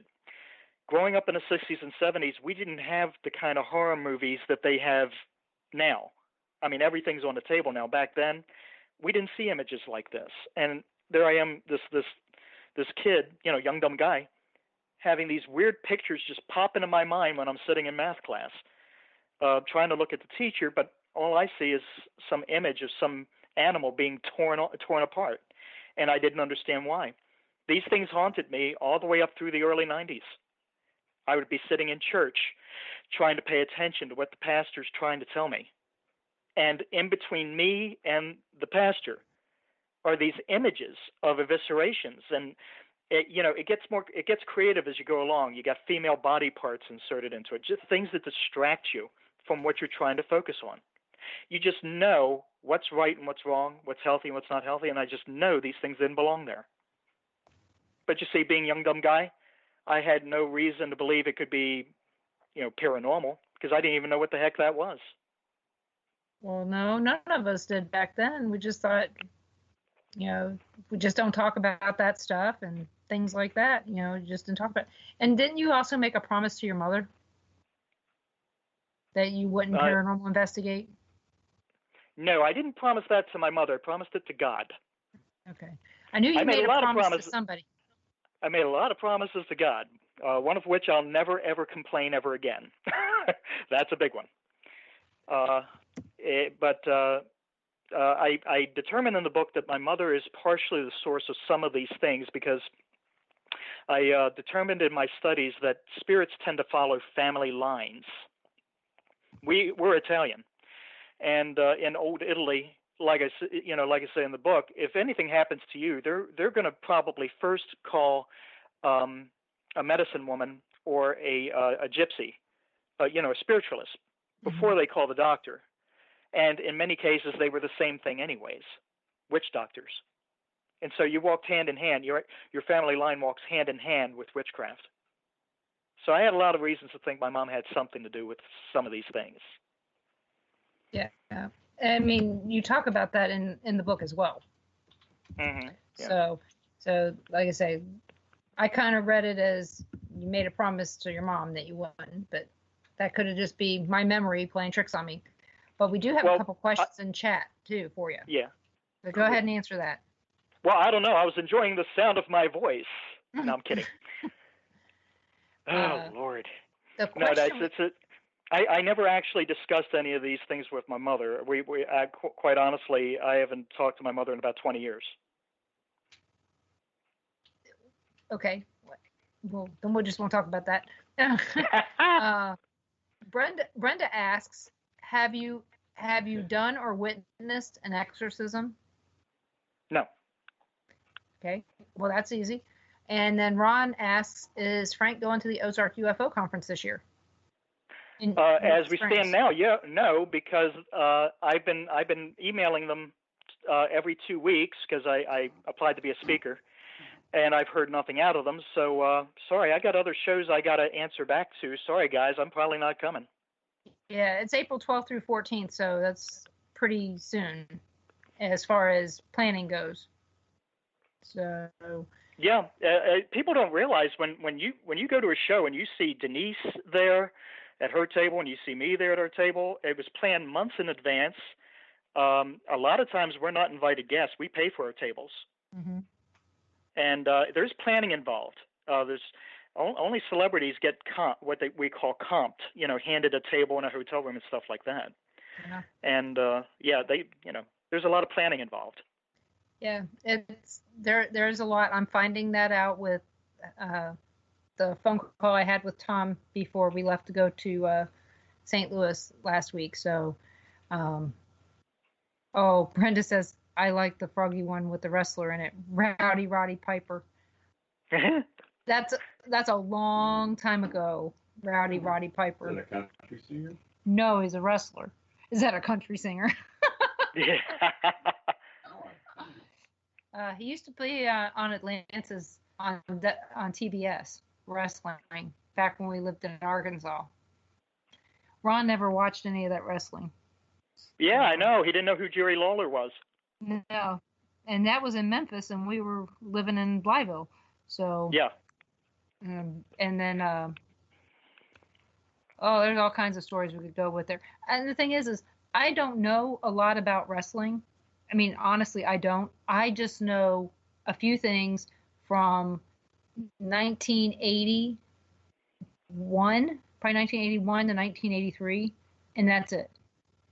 And maybe some old stuff from when I was a little kid in New Jersey that my dad used to watch, but there wasn't that much wrestling on TV because that was violent. In the 60s and 70s, there wasn't a lot of that on. Mm-mm. Well, I grew up watching WWF wrestling out of Baltimore. Mm-hmm. And so I grew up on that, and of course we got WCW from the Mid-South, and you got the Chicago market in there. So we grew up in a great place for pro wrestling. Yeah, Blytheville, Arkansas, we had TBS, WGN, and something out of Memphis. Atlanta. They would play that. Yeah, but like I said, we had a few things, and I wasn't with Ron, and it was Cubs baseball, Cardinals baseball, Atlanta Braves baseball. Because WGN was on our cable. Yeah, well, back then, just to be fair, Ron did try out for the Cardinals after we got married. So, and his dad was a really good baseball player. I heard more stories about his baseball playing this past week than I ever did before when he was playing for the Razorbacks in Arkansas, not far from Eureka Springs, by the way, down there in Fayetteville. He walked on to the team and started. So apparently he was really good back then. And did I answer that question from chat completely? Yep. Good. I was afraid I missed that. Well, I'm pretty sure you did. And then the next question was, are you planning on going to the Kansas City Paranormal Conference? That was asked by Carl. I'm pretty sure that he hasn't gotten. It's the first weekend in August. He's the guy who won't get back to you either. Yes, I know. That's a big deal in this business. Promoters just aren't good at keeping up with people, and that's just the way it is. Well, I will send you the information on the Spook Show Con so that you'll have that in your inbox. I'll probably do that tonight or tomorrow. So you'll have that. Well, that'd be great because I want to come back to Kansas City. I want to come back and see all these people I met the first time because I met a lot of great people at Kansas City the first go round. So I'd Well, like to come back for these things. I don't know when that will be, but Spook Show Con is in DeKalb, Illinois, and that's where we're going to be next in August. We also have one in we're going to be doing one in on June 1st at Mineral Springs, but I don't know if outside authors are invited to that. But I'll tell you about it and let you make that decision. Mm-hmm. So. Oh, by the way, before it leaves my mind, you asked me this near the first part of the show, and we changed our subject here. But you asked me about UFOs. Yeah. And I can wrap this up pretty quick. I've had my own experiences. Okay. I'm not an experiencer, but I've seen about 4 UFOs in my lifetime. And the most recent of which was Booth Bay Harbor about 5 years ago up in Maine. And to make a long story short, when I was just finished this speech in Fort Myers, the last segment was about UFOs. And what I did is that I put a split screen of a ghost orb footage captured around the internet, right alongside NASA footage of UFO footage captured in orbit and in the skies. And I asked the audience, remove the backgrounds. Tell me what the difference between these two things are. And nobody could, because when I examined them carefully, ghost orbs and UFOs, they exhibit almost identical characteristics. That was suspicious to me because it is to my understanding that UFOs aren't supposed to be from around here. However, they seem to exhibit characteristics we find common in the paranormal. If you're not suspicious about that, more research is required, I think. But that audience was unable to tell me the difference between the two. Interesting fact, my cousin's son, who I guess happens to technically be my cousin as well, he works for NASA. He's an astronaut. So he's not the janitor. Okay. He's an astronaut, and he is getting his time in so he can go to the ISS, the International Space Station. And I asked him to be on my show, but because of his job, he can't. Even if I make him anonymous, he can't. But he has told me personally, I asked him, I said, when there are unidentified flying objects in the sky, what do you guys call them? He goes, we call them identified objects because we know what they are. There are no such things as unidentified flying objects to them. I thought that was interesting. A lot of people in the business. Yeah, go into YouTube, everybody, and you're going to find disclosures from so many people who have worked in the business. There are hundreds and thousands of them. And the more you listen to them, the more you get the impression that not only the government knows more than they're telling, that's a given. We have been trying to copy what we see in the skies with our own technology since we've been able to fly. Examples of that are sitting in the Smithsonian Museum right now. At the Dulles facility in Fairfax, Virginia. But has it occurred to anybody as you're watching these machines in the sky and these orbs in the sky and the lights in the sky and all that, has it really ever occurred to anybody that the machine itself that you're seeing actually is the alien? It could be the living, breathing creature who, we may never have thought of that before. Until War of the Worlds. The original was great. The Tom Cruise remake was horrible. I kind of have to agree with that. That one kind of made me go, huh? But a whole different problem. Well, I'm going to have to say thank you so much for coming on. I know that this was a difficult show for me to do coming back from my week off of everything. But I appreciate you coming on and talking to all of us. I think Brenda really enjoyed you a lot, and so did all my other guests. And I would love to have you on again sometime in the future, and we will make sure we get that booked. Everyone, please tune in next week when I have on author Kat Gash. She's a paranormal author with Haunted Road Media, and a really good friend of mine. We ran into each other intentionally in Gettysburg when we were on vacation. You enjoyed it so much you backed up and ran into him again, didn't you? No, I did not. But the good news is that she drove up there from Frederick, Maryland to visit with us, and we had a great time up there visiting. And when you meet somebody from Facebook and you become friends, you actually become friends for life, which is kind of nice. But, this will be a lead into having Mike Ricksecker on the 18th. And last week's guest that everybody was looking forward to, the PRI team, they will be on February 11th. So I was able to rebook them. Luckily, I gave them enough notice to rebook easily. So I would like to thank everyone for tuning in tonight. And please check out BibleByBennett.com and check out Frank's book on Amazon. He says it's faster to get them that way. Encounter with the Aberdeen Wildman, a true story. Like I said, I've read that one twice, and I'm in the middle of reading A Ghost in Philadelphia. You can get both those books out there on Amazon, and I think you'll be pleasantly surprised by both of them. And if you guys want more information about any of the two Paracons that I'm going to be at, please let me know, and I'll get you that information. But please tune in next week for Kat Gash. You're listening to WBHM Digital Broadcasting out of Birmingham, Alabama, and we'll talk to you guys next week. Good night. Good night.